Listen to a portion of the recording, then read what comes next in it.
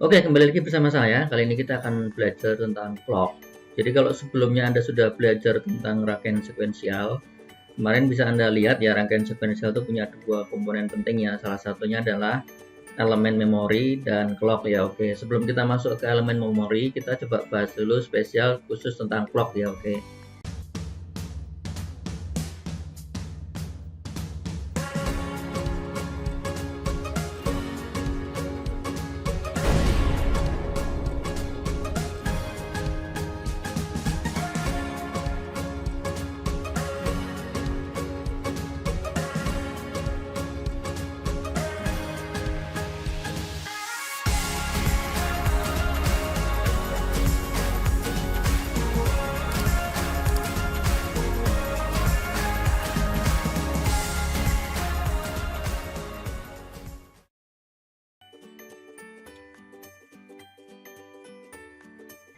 Nah, di sini kita akan coba lihat clock dari teori sampai nanti kita coba praktekkan untuk membuat clock yang sederhana ya. Oke. Kita coba lihat ini sedikit konsep map tentang rangkaian sekuensial. Jadi kemarin ini ada sedikit fokus ya, bahwa inti dari salah satu rangkaian sekuensial adalah kemarin dibahas adalah kita pengen menghasilkan sebuah output dengan urutan atau sekuen tertentu atau dengan irama tertentu ya. Nah, untuk menghasilkan ini di sini dibutuhkan yang namanya clock ya. Clock sebagai triggernya ya. Jadi kemarin juga sudah dibahas ada beberapa rangkaian sekuensial. Salah satu rangkaian sekuensial yaitu adalah rangkaian sekuensial sinkron yang salah satunya membutuhkan clock ya. Nah, oke, ini salah satu bentuk clock ya. Bentuk clock itu kalau dilihat di grafiknya adalah seperti sinyal bergerigi ya. Tapi sinyal ini berulang ya, berulang atau istilahnya berosilasi. Jadi dia ini berulang, tapi berulangnya konsisten ya. Jadi ini pasti akan selalu sama lebarnya ya, atau lebar periodenya dan lebar pulsanya ya. Oke.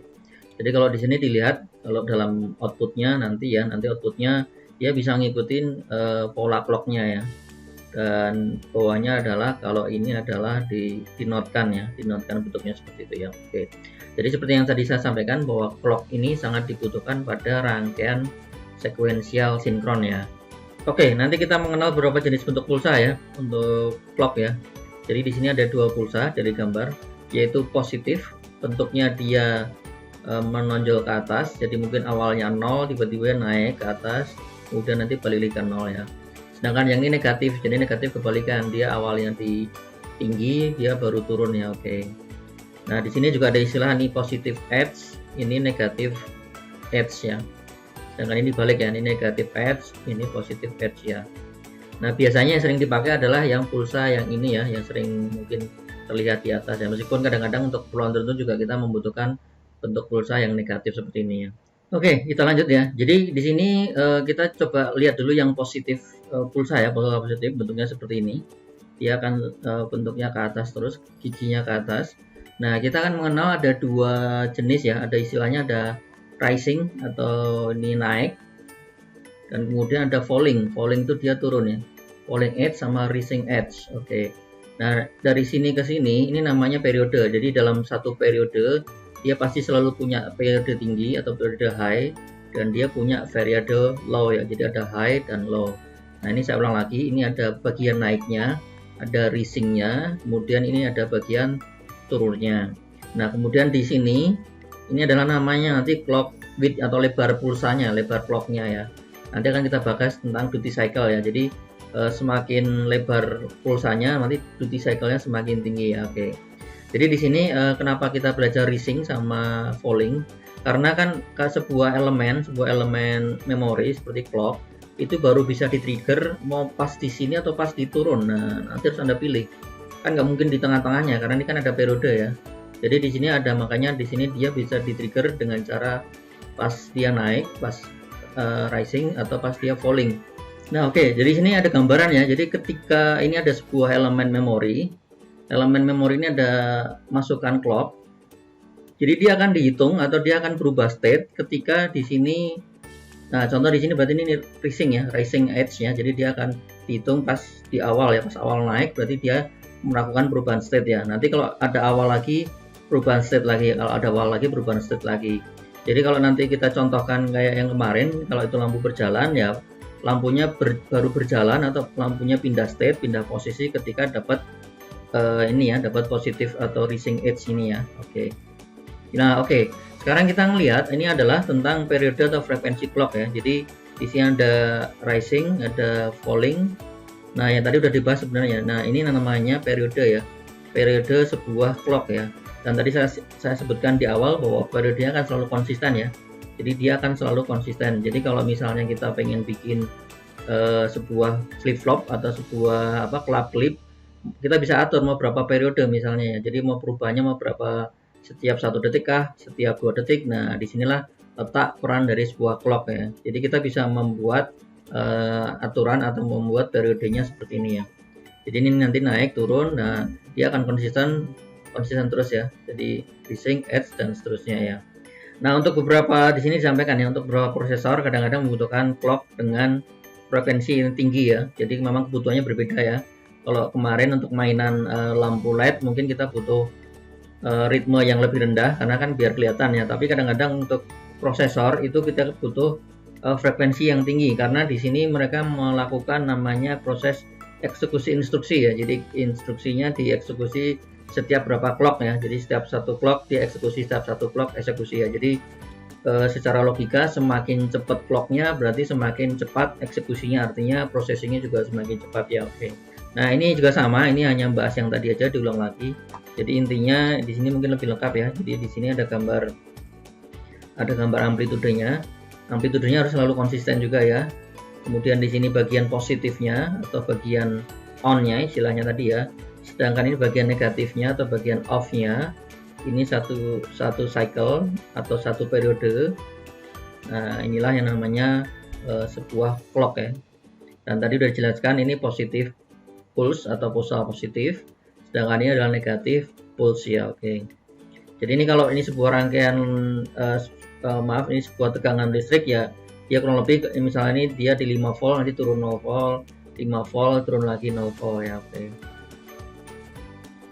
Nah, kemudian kita bahas duty cycle ya. Jadi duty cycle itu intinya adalah, kalau saya balik lagi ke yang slide yang sebelumnya. Nah, jadi intinya duty cycle itu adalah panjang positif ini berapa besar dibandingkan dengan total keseluruhan selama satu cycle ya. Oke. Jadi kalau dia imbang, ini imbang sama-sama panjangnya sama, itu disebut sebagai 50% duty cycle ya. Kita lihat gambarnya di sini ya. Nah, ini kan contoh sebuah imbang ya. Jadi antara on sama off-nya sama ya, maka disebut 50% ya. Oke. Nah, ini contoh yang kedua, misalnya dia lebih dominan on-nya, jadi 75% duty cycle ya. Kemudian ini off. Oke. Ada juga yang 25% duty cycle, nah, berarti ini on-nya lebih pendek, sekitar seperempatnya ya dari total satu periode ya. Oke. Jadi kurang lebih ini gambaran sebuah duty cycle. Kenapa ini penting? Kadang-kadang ada beberapa kondisi di mana kita harus memperhitungkan yang namanya duty cycle ya. Oke. Jadi ini juga dijelaskan kalau 50% berarti 50%-nya adalah on ya. Sedangkan kalau 75% berarti 75%-nya yang on. Kalau ini 25%-nya yang on ya. Oke. Nah, oke, kita masuk beberapa sumber clock. Jadi clock ini bisa dibuat, clock ini bisa di-generate. Jadi ada beberapa rangkaian yang bisa punya kemampuan untuk men-generate clock. Jadi contoh di sini untuk kecepatan tinggi ini menggunakan kristal osilator ya. Biasanya nanti dipakai untuk mikroprosesor atau untuk PC ya. Nah, kalau Anda beli alatnya bentuknya seperti ini. Jadi Anda boleh pilih cari sesuai dengan kebutuhan. Jadi osilatornya bisa 25 MHz, bisa 48 MHz. Nah, ini yang tadi saya sampaikan, ini yang namanya periodenya atau frekuensinya ya. Jadi kalau semakin tinggi berarti dia semakin cepat ya. Cuma nanti harus perhatikan beberapa mikroprosesor kan dia punya clocknya masing-masing ya. Jadi nggak bisa misalnya dia bisanya 25 MHz terus kalian paksa 48 nggak akan jalan ya. Jadi tetap harus disesuaikan ya. Oke. Nah, sedangkan untuk bermain-main atau untuk fancy nanti kita bisa menggunakan IC55. Jadi gambar rangkaiannya seperti ini. Bentuknya mungkin IC-nya lebih simpel ya, mungkin hanya 8 kaki kurang lebih. Jadi ini ground, nanti ada VCC di nomor 8. Jadi nanti ada triggernya, ada threshold, ada outputnya, ada discharge-nya. Nanti gambarnya akan kita lihat setelah ini ya. Oke. Nah, kemudian ini contoh untuk clock generator pada PC, bentuknya nanti seperti ini. Jadi setiap PC atau laptop atau komputer biasanya mereka sudah punya generator clock sendiri. Nah, ini contoh bentuknya ya. Ini udah embed ya, nanti kristal osilatornya biasanya juga ada di sini biasanya ya. Nah, karena dia udah dirangkai-rangkai biasanya udah ada tambahan rangkaiannya ya. Ini juga sama bentuknya kurang lebih seperti itu. Oke. Nah, kita bermain-main dulu untuk membuat clock yang paling sederhana. Jadi di dunia ini sudah dibuatkan dengan IC 55. Ini yang paling sederhana sekali yang dibuatkan orang, karena juga kalau Anda beli IC-nya sangat murah. Meskipun kalau beli osilator juga murah juga ya sekarang ya. Cuma ini untuk main-main, jadi Anda bisa mainkan sendiri. Jadi bentuk rangkaiannya seperti ini. Jadi rangkaian ini nggak bisa jalan sendiri ya. Jadi nanti Anda bisa lihat bahwa rangkaian ini membutuhkan kurang lebih, saya butuh resistor dan butuh kapasitor ya sebenarnya. Di sini butuh resistor dan kapasitor. Kemudian di sini adalah VR ya, atau variable resistor ya, nanti untuk mengatur kita mau seperti apa. Nah, kelebihannya dari yang ini IC 55 ini, kita bisa mengatur atau kita bisa membuat clock sesuai kebutuhan. Cara hitungnya gimana? Nah, cara hitungnya seperti ini ya rumusnya. Jadi frekuensi adalah 1,44 dibagi R1 itu nilai ini, nilai resistor 1 ditambah 2 kali R2, 2 kali R2 ya, ini R2 dikalikan C1, kapasitor C1. Oke. Jadi Anda bisa atur, misalnya pengen kecepatan berapa. Nah, ini tinggal Anda atur-atur aja sebenarnya ya. Oke. Sedangkan untuk perhitungan duty cycle-nya juga sebenarnya bisa diatur. Rumusnya seperti ini. R1 tambah R2 dikali 100 dibagi R1 tambah 2 kali R2 ya. Oke. Oke, jadi ini sampai sini dulu video kita tentang clock. Mungkin nggak banyak, tetapi nanti di akhir video ini mungkin silahkan mencoba membuat IC 55 ini. Silahkan Anda buat, boleh pakai EBP, boleh pakai Proteus. Mungkin kalau Anda berhasil, silahkan Anda komentar di bawah ya. Oke, jika ada kendala kita juga bisa diskusikan ya. Oke. Untuk Anda sourcing tentang membuat rangkaian IC 55 sangat banyak sekali ya, jadi nggak usah khawatir.